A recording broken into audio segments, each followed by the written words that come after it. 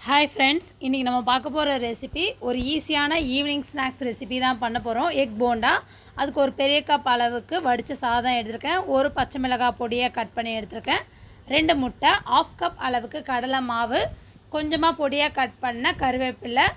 next மிளகாய் தூள் மஞ்சள் தூள் இதுக்கு தேவையான அளவுக்கு உப்பு எடுத்துர்க்கேன் இப்போ எப்படி செய்யலாம்ன்றதை பார்த்தறலாம் இப்போ இந்த வடிச்ச சாதத்தோட இந்த முட்டையை நம்ம ஆட் பண்ண போறோம்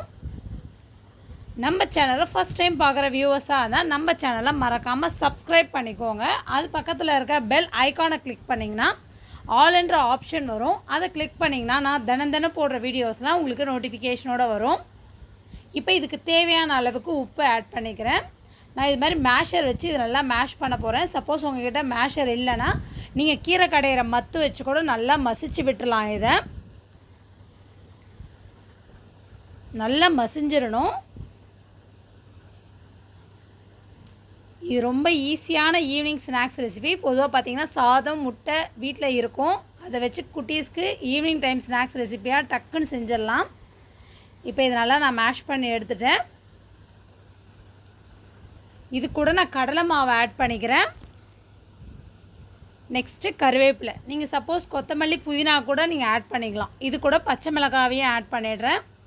நான் ஒரு ஸ்பூன் அளவுக்கு தனி மிளகாய் தூள் ஆட் பண்ணுறேன் உங்கள் காரத்துக்கு ஏற்ப நீங்கள் ஆட் பண்ணிக்கலாம் இது கூட மஞ்சள் தூள் ஒரு பெரிய சைஸ் வெங்காயம் கட் பண்ணியிருக்கேன் அதையும் இதோடு ஆட் பண்ணிடுறேன் இப்போ இதை நல்லா மிக்ஸ் பண்ணி விட்டுடலாம் நான் அதிகமாக சாதம் எடுத்தாலும் 2 முட்டை ஆட் பண்ணியிருக்கேன் நீங்கள் கொஞ்சமாக சாதம் எடுத்திங்கன்னா ஒரு முட்டை ஆட் பண்ணிக்கோங்க இது நல்லா கொஞ்சம் திக்னஸாக வரணும் சப்போஸ் உங்களுக்கு ரொம்ப தளன்னு தண்ணியாக இருந்ததுன்னா நீங்கள் இன்னும் கொஞ்சம் கடலை மாவு ஆட் பண்ணிக்கோங்க இதை பார்த்திங்களா கையில் உருண்டை பிடிக்கிற அளவுக்கு இது மாதிரி உருட்டை வரணும் ரொம்ப தண்ணியாக இருந்தால் நீங்கள் எக்ஸ்ட்ரா கடலை மாவு ஆட் பண்ணிக்கோங்க அப்படி இல்லைனா அது நம்ம போடுற வச்சா அப்படியே உதிர்ந்து போயிடும் எல்லாமே அதுக்காக தான் சொல்கிறேன் இப்போ அடுப்பில் கடாயில் எண்ணெய் ஹீட் பண்ணியிருக்கேன் இதில் குட்டி குட்டி பீஸாக போட்டு பொரிச்சு எடுத்துடலாம் நான் இதை ஹை ஃப்ளேமில் வச்சு தான் நான் பொரிச்சு எடுக்கிறேன் இது பார்த்திங்கன்னா வெளியே நல்லா கிறிஸ்பியாக உள்ளே நல்லா சாஃப்டாக இருக்கும் இதில் அந்த முட்டை ஸ்மெல்லே வராது உங்களுக்கு நம்ம மஞ்சள் தூள் இதெல்லாம் ஆட் பண்ணுறதுனால அந்த ஸ்மெல்லே வராது இப்போ இந்த ஒன் சைடு நல்லா இது வெந்து வரட்டும்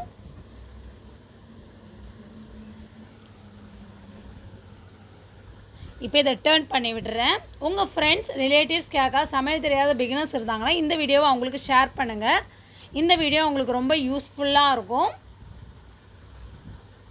இப்போ பார்த்தீங்கன்னா முன்னத்துக்கு நல்லா கலர் சேஞ்ச் ஆக ஆரம்பிச்சிருச்சு அப்படியே டர்ன் பண்ணி விட்டுக்கிட்டே இருந்தால் நல்லா ஈவனாக உள்ள வரைக்கும் நல்லா குக் ஆகும் அது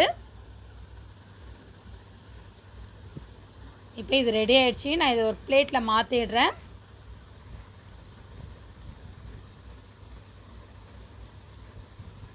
அதே மாதிரி இந்த போண்டாவை சாஸோடு சர்வ் பண்ணுறப்ப இதோட டேஸ்ட் ரொம்ப சூப்பராக இருக்கும் ட்ரை பண்ணி பாருங்கள் ட்ரை பண்ணி பார்த்துட்டு கமெண்ட் பண்ணுங்கள் என்னோடய வீடியோவை லைக் பண்ணுங்கள் தேங்க்யூ